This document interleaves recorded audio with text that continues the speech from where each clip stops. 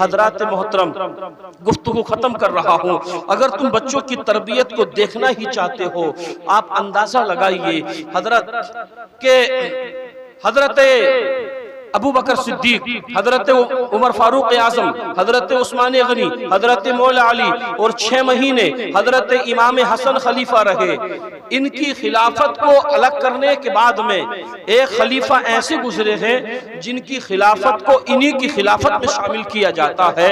उनकी खिलाफत को खिलाफत राशिदा कहा जाता है, यानी जो बिल्कुल पूरी की पूरी शरीयत मुस्तफ़ा के कानून के एतबार से खिलाफत हुई है। हजरत मोहतरम, उस खलीफा का नाम आता है हजरत उमर बिन अब्दुल अजीज। हजरत उमर बिन अब्दुल अजीज जो हैं, आप ये भी जानते हो ये कौन है।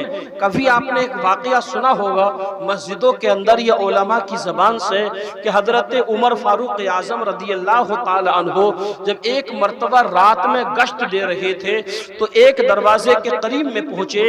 एक माँ अपनी बेटी से कह रही थी कि बेटी दूध में पानी मिला दो। बेटी ने कहा कि अम्मी नहीं, दूध में पानी हम नहीं मिलाएंगे, ये बुरी बात है। हजरत उमर फारूक आजम ये बात सुनते हुए गुजर गए। सुबह को आपने अपना आदमी भेजा कि जाओ उस लड़की को उसकी माँ को बुला करके लाओ।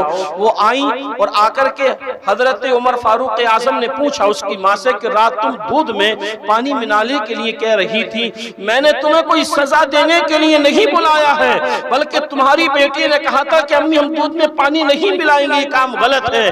तुम्हारी बेटी की जिंदगी का पाकीज़ा माहौल मुझे इतना अच्छा लगा है, मैं अपने बेटे आसिम से तुम्हारी इस बेटी का निकाह करना चाहता हूँ। हजरत उमर फारूक आजम ने उस लड़की का निकाह अपने बेटे हजरत आसिम से किया। उनके यहाँ पर एक बच्ची पैदा होती है।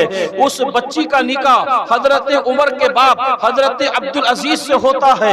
हजरत अब्दुल अजीज और उसी लड़की से एक बच्चा पैदा होता है। ऐसे मानी पोते, ये जब पर पोतों में दूसरी तीसरी पुश्त में जाकर के हजरत उमर बिन अब्दुल अजीज हजरत उमर फारूक आजम से जाकर के मिल जाते हैं। हजरत उमर बिन अब्दुल अजीज रज़ी अल्लाह ताला अन्हु की जिंदगी का माहौल देखिए, अपने बच्चों की तरबियत पे ध्यान दीजिए। आज के दौर के हिसाब से हालात आप देख रहे हैं कि हालात कितने खराब हैं।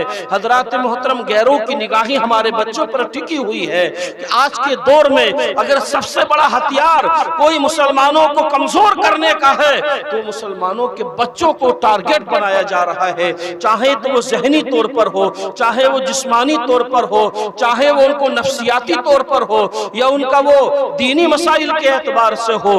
हजरत मोहतरम, एक छोटा सा बच्चा है, एक छोटा सा बच्चा है, ये बच्चा पढ़ता है। हजरत मदीना मुनव्वरा में ये बच्चा तालीम हासिल कर रहा था, मदीना मुनव्वरा। इस बच्चे के बाप, नाम अभी सुन लीजिए, बात तो हो गई है। ये छोटा सा बच्चा है, इस बच्चे के बाप है अब्दुल अजीज, मिस्र के गवर्नर है, मिस्र के गवर्नर। ये छोटा सा बच्चा मदीना मुनव्वरा में तालीम हासिल करता है। एक दिन क्या हुआ, इस बच्चे की नमाज में कुछ रकते छूट गई। जमात नहीं छूटी, कसा नहीं हुई, कुछ रकते छूट गई। उस्ताद ने बुलाया, पूछा बेटा ये बताओ कि आज तुम्हारी रकते कैसे छूट गई। इस बच्चे ने कहा हजरत मैं अपने बालों की, अपनी मूछों की के कुछ सेटिंग कर रहा था, उनको तराश रहा था, अपने बालों को संवार रहा था, उसी में मुझे देर हो गई, इसलिए मेरी रकते छूट गई। इन उस्ताद ने खत लिखा मिस्र को, गवर्नर मिस्र अब्दुल अजीज की बारगाह में खत पहुंचा कि तुम्हारे बेटे उमर ने अपने बालों की वजह से नमाज की कुछ रकते छोड़ दी हैं, जमात की कुछ रकते छोड़ दी हैं। गवर्नर मिस्र का बेटा है। देखने में तो यह होता है कि जितने ज्यादा मालदार बाप की औलाद होती है इतनी ज्यादा बिगड़ी हुई होती है, उसके शौक भी इतने ज्यादा होते हैं। मालदार आदमी अपने बेटों को, अपने बच्चों को के बड़ा शौक के उनके बड़े अरमान पूरे करता है, बड़े शौक पूरे करता है। ये गवर्नर मिस्र का बेटा है। बात पहुंची, खत पहुंचा मिस्र के तुम्हारे बेटे ने अपने बालों को संवारने की वजह से नमाज की रकते छोड़ दी हैं।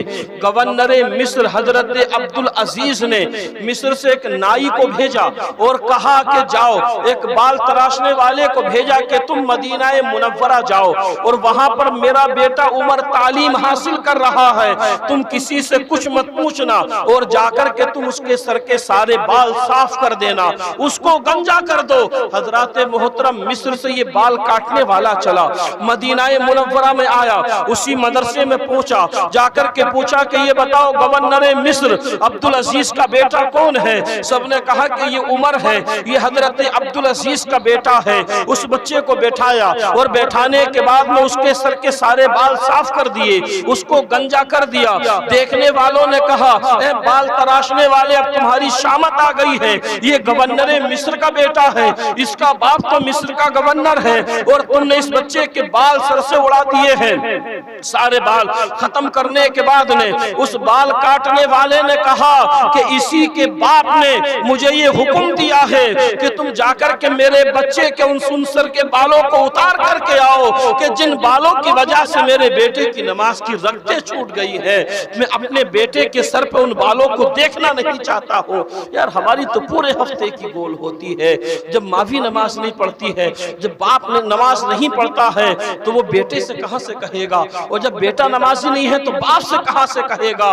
गवर्नर मिस्र हजरत अब्दुल अजीज ने कहलवा करके भेजा कि जिन बालों की वजह से मेरे बेटे की रगतें छूट जाएं, वो बाल मेरे बेटे के सर पे अच्छे नहीं लगते हैं।